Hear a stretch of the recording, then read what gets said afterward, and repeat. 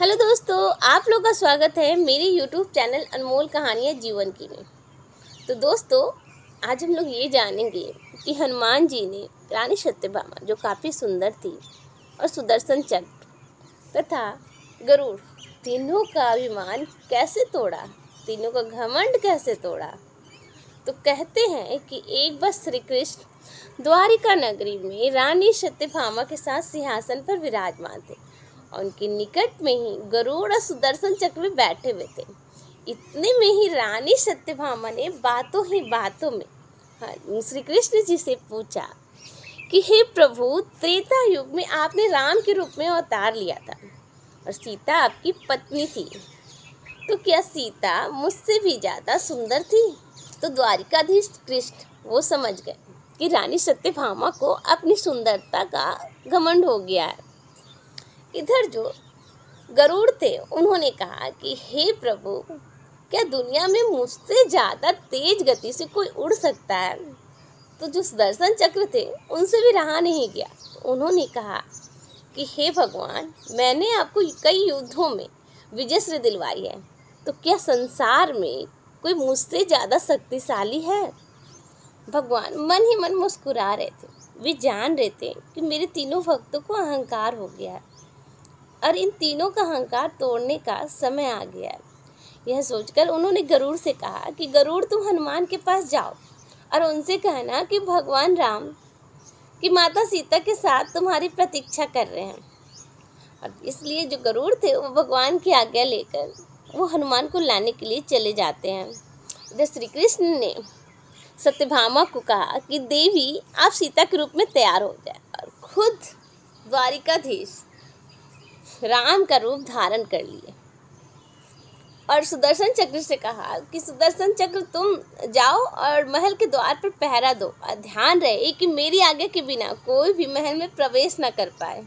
तो भगवान की आज्ञा पाकर जो सुदर्शन चक्र था वो महल के द्वार पर तैनात हो गया। और इधर जो गरुड़ थे वो भी हनुमान के पास पहुंचकर बोले, हे वानर श्रेष्ठ, भगवान राम माता सीता के साथ द्वारिका में आपकी प्रतीक्षा कर रहे हैं, आप वहाँ चलिए, मैं आपको अपनी पीठ पर बैठाकर शीघ्र ही वहाँ लेकर चलूँगा।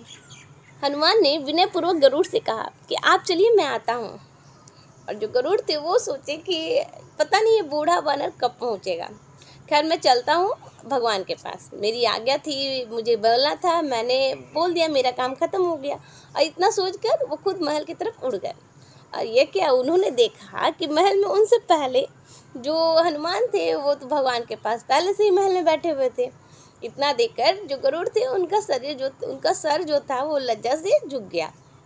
तभी श्री राम ने हनुमान जी से कहा कि पवन पुत्र, तुम ये बताओ कि तुम बिना किसी आज्ञा के महल में कैसे प्रवेश कर गए?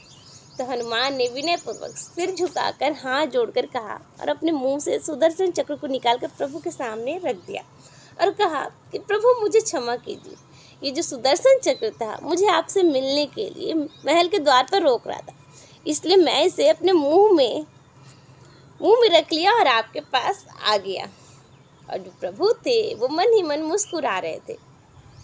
इसके बाद हनुमान जी थे वो भगवान श्री राम से प्रश्न करते हैं कि हे प्रभु, आज अपने माता सीता के स्थान पर किस दासी को इतना सम्मान दे दिया है कि वो आपके साथ सिंहासन पर विराजमान है? तो अब रानी सत्यभामा के अहंकार का नष्ट होने की बारी थी, जिसे अपने रूप का अहंकार था जो पल भर में ही नष्ट हो गया। इस तरह से हनुमान जी ने रानी सत्यभामा, सुदर्शन चक्र और गरुड़, तीनों का अभिमान पल भर में ही चूर चूर कर दिया। और ये तीनों ही भगवान की लीला समझ रहे थे और उनके आंखों से आंसू बहने लगे और वे भगवान के चरणों में सर झुका लिए।